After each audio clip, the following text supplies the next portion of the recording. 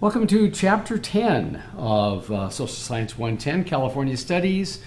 California becomes a state, and frontier politics were wild. There is no question about that. Initially, the government of California was military. Even though the Treaty of Guadalupe Hidalgo was signed on February 2nd, 1848, ceding much of what is today the southwest United States from Mexico to the United States, it took Congress another 3 months to ratify this treaty, and word of that ratification didn't take, it took another 3 months after that to reach California. So it was really August of 1848 before the ratification of the Treaty of Guadalupe Hidalgo became common knowledge in what was to be California. So between the 2nd of February 1848 until the 9th of September 1850, 2.5 years, Congress provided no form of legal government for California. California became a state on September 9th, 1850, just celebrated its 163rd anniversary, as I posted a few weeks ago. So the previous system of local law remained in effect, according to treaty, but under the conquerors, they would make modifications in this law as were necessary, or if they just felt like it. This was, of course, all complicated by the gold rush, which made things even continually lawless, you might say. The prevailing Mexican system at the time was based on the powers of the alcalde, one person. This is derived from the Arabian and Moorish alcalde, or village judge. There was no separation of powers. One person in charge of the alcalde could be the essentially the accuser, the prosecutor, the judge, the jury. It was quite peculiar compared to our system of government.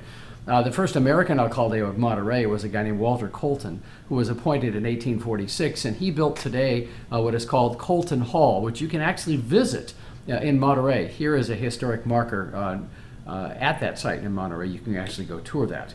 The governance of California bogged down in Congress over the question of slavery. Well, no surprise there. This was up to Congress to decide. The president at the time, Zachary Taylor, did not have the constitutional power to decide this. General Bennett Riley succeeded Colonel Mason as governor, the military governor of California in 1849. And Riley called for a constitutional convention, which met at Colton Hall beginning on September 1st, 1849. And in that summer, meanwhile, President Taylor sent a guy named T. Butler King of Georgia to California as his own, that is, Zachary Taylor's personal emissary. Now, on that same boat was former Tennessee Congressman William Gwin, who realized that since Congress couldn't resolve the California slavery issue and a constitutional convention was pending in California, that he would go out there as an opportunist and campaign to become one of the first new U.S. senators of California, which he ultimately succeeded in doing. Now, at this constitutional convention in Monterey in 1849, 48 delegates attended. 37 of them were from the north. Only the remaining 11 were from what we would call Southern California today. Gwin succeeded in passing a measure for California to go directly to statehood since he couldn't be a senator from a U.S. territory. That's one of the reasons why California actually skipped territorial status and went directly from being a possession to a state. So this measure passed, even though all the delegates from Southern California voted against it. There was a preponderance of people from the north at this constitutional convention. The vote against slavery in California was not unanimous. It was unanimous, but it wasn't humanitarian in nature. It was more of a move by the delegates aligned with the miners to assert that black slaves not be allowed to own mining claims or to even work in the mines. We had mentioned Sam Brannan before. He, I guess today, would be classified as a white supremacist. He only desired, quote, a white population in California. If you were a white male, you could vote, but that was the only class of people that were allowed to vote. Today's eastern boundary of California, as it exists today, is the one that was agreed to. Here is an image of the first page of the original Constitution of California. California was the first American state to include in its constitution a provision for the separate property of married women. That's interesting. And it required all laws, decrees, regulations, and provisions to be published in both English and Spanish. Now, mind you, this is 1849, which this was decided upon. Many of the provisions of California's first constitution were taken from Iowa's constitution and from the state of New York. Now, if you look in the upper right, you see the flamboyant signature of John Sutter, and in the lower right, you see the signature of Guadalupe Vallejo. Here's the California state seal, which was agreed upon, featuring Minerva, the goddess of political wisdom, with a grizzly bear eating grapes and a miner working in the foreground and ships on San Francisco Bay in the middle, the snow-capped Sierra in the background, and the motto Eureka, which in Greek means I have found it, making, of course, direct reference to the gold rush. It had 31 stars up on the top there in a curvy pattern. You can see it, the 31st star, of course, representing California. Now, Vallejo, he objected to the bear because it reminded him too much of the Bear Flag Revolt, but those who designed the seal assured him that it was not to offend him, but it just had to do with the California state animal and nothing more. This is the same text as the previous slide, but it gives you a color version, a modern version of today's California's seal. And this is coming from the California State Library. On November 13th, 1849, the first legislature in California was elected and the state constitution was ratified. Peter Burnett was the first governor, and a guy named John McDougall was the first lieutenant governor. On December 15th of that year, the legislature first convened in the first state capital, which, believe it or not, was San Jose, California. John C. Fremont and William M. Gwynn were chosen as the first U.S. senators.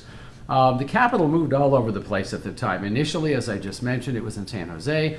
Then it moved to Vallejo, as we would say today, back to San Jose, back to Vallejo, to Sacramento, back to Vallejo, to Benicia, and at last in 1854, the capital was permanently located in Sacramento, where it has been ever since.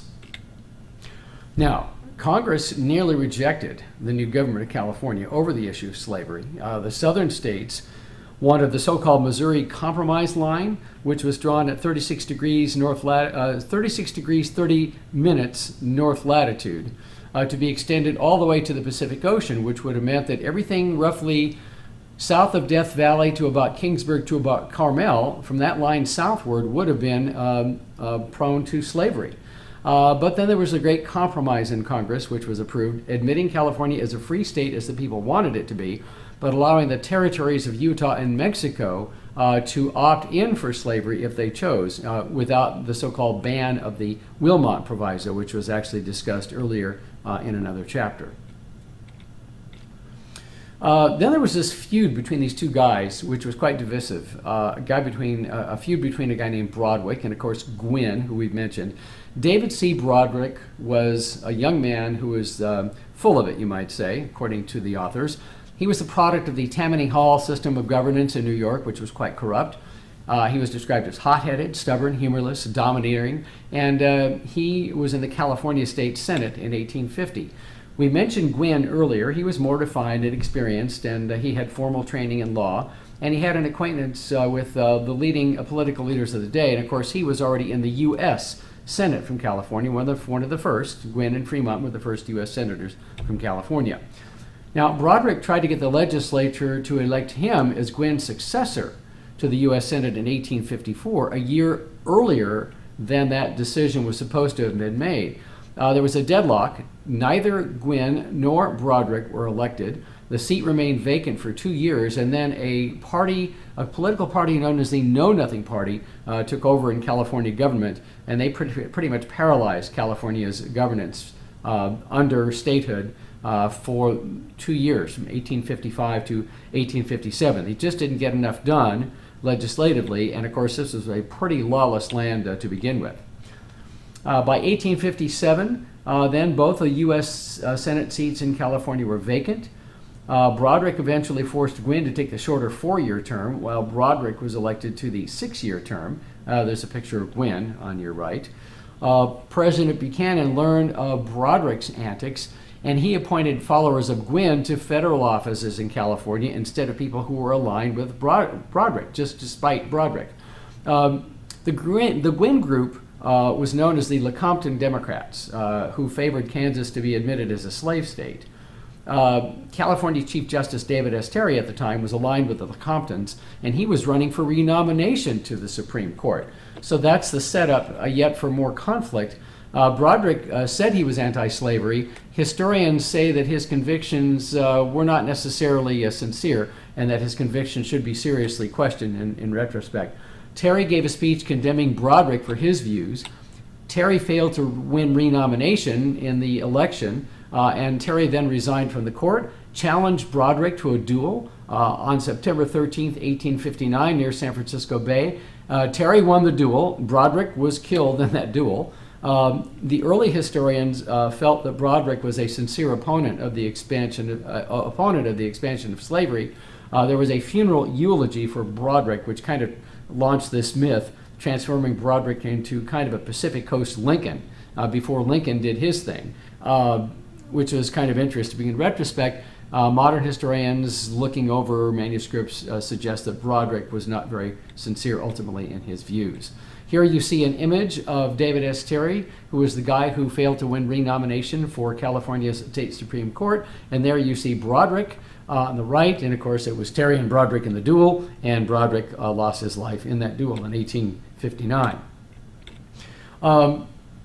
The same early historians that touted Broderick as being anti-slavery also tended to see a pro-slavery conspiracy in the demands of Southern California representatives for separation from the rest of the state in the 1850s. Yes, there was a move even then, when California was a new state, to have two states, a Northern California and a Southern California, which, by the way, would have been drawn roughly at the northern boundary of today's San Luis Obispo County.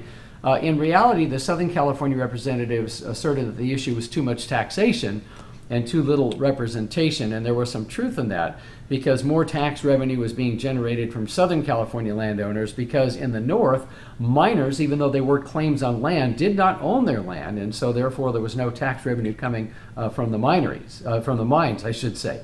Assemblyman Andres Pico proposed a state split in 1859, but because of the Civil War issues, Congress did not act on that state split, and so California did not split at that time. There was some pro-Confederacy sentiment in California, but it was greatly exaggerated because actually, according to your authors, less than 7% of California's population in 1860 came from the seceded states, the Confederate States of America. A coalition of Republicans and Union Democrats in California far outweighed the Democrats who may have favored secession, essentially making California politically safe for the Union, not the Confederacy. The Republicans then were able to elect their first governor, Leland Stanford, you've heard that name before, by a substantial plurality in 1861. So it was that coalition between the Republicans and the Union Democrats that elected Leland Stanford, the first Republican governor in California history.